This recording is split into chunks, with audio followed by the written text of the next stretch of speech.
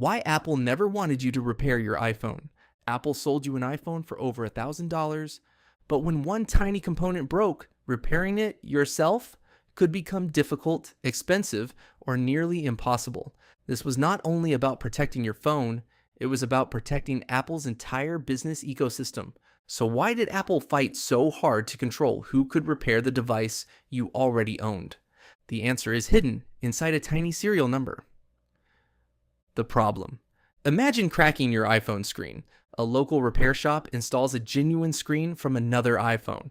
It works, but the phone may still show a warning or limit some functions until the part is verified. This is known as parts pairing. Screens, batteries, and cameras can be digitally linked to a specific iPhone. Apple says this protects users from counterfeit, defective, or stolen parts. Critics say it also gives Apple control over the repair market. The question is no longer, does the part work? It becomes, has Apple allowed it to work? How it started. Apple was not always difficult to repair. The Apple One was built for hobbyists who liked modifying computers. But as Apple grew, its philosophy changed. Steve Jobs believed one company should control the complete experience: the hardware, the software, the stores, and eventually the repairs. This created reliable and polished products, but also devices that were thinner, more integrated, and harder to open. Apple was no longer selling separate components. It was selling one sealed experience. The turning point.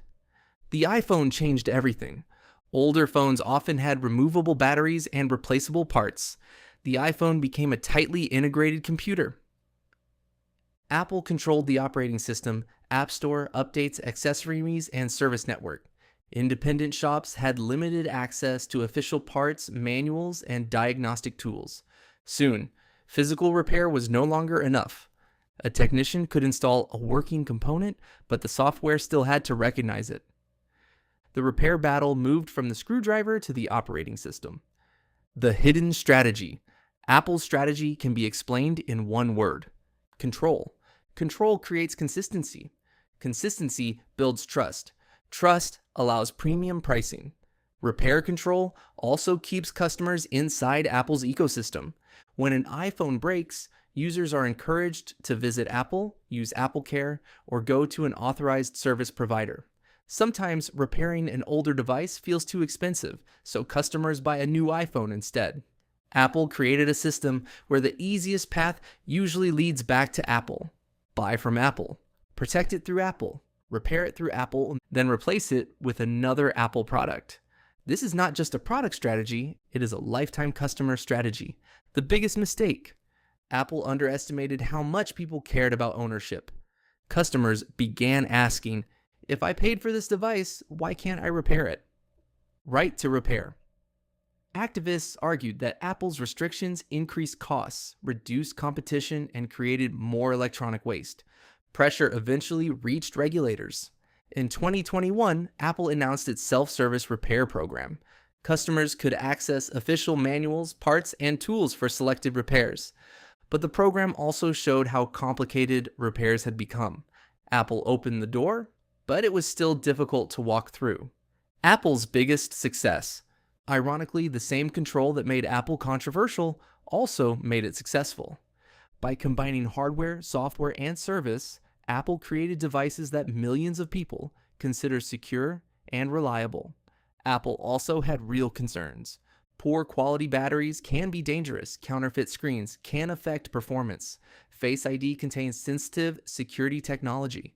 For many customers, Apple's control created trust. That is Apple's greatest business skill, turning control into convenience, and convenience into loyalty. Where Apple stands today. Apple's position has gradually changed. Its self-service repair program provides manuals, official parts, tools, and diagnostic resources for supported devices. Apple has also begun supporting some previously used genuine components in newer iPhones. But the repair war is not over. Self-repair still requires technical knowledge, and software verification remains central. Apple has not abandoned control. It has simply made that control more flexible. The business lesson. So why did Apple never want you repairing your own iPhone? Because repair was never only about replacing a broken screen. It was about controlling the ecosystem. Apple understood that the company controlling the experience after the sale could influence the customer's next purchase. But there is a warning. Control can create quality and loyalty. But when control becomes too restrictive, customers stop seeing convenience and start seeing captivity. The smartest companies do not simply lock customers inside an ecosystem. They build an ecosystem customers never want to leave. What do you think? Is Apple protecting users from unsafe repairs or protecting its profits? Write your opinion in the comments. Like the video, subscribe to our new channel, and turn on notifications for more hidden strategies behind the world's most powerful companies.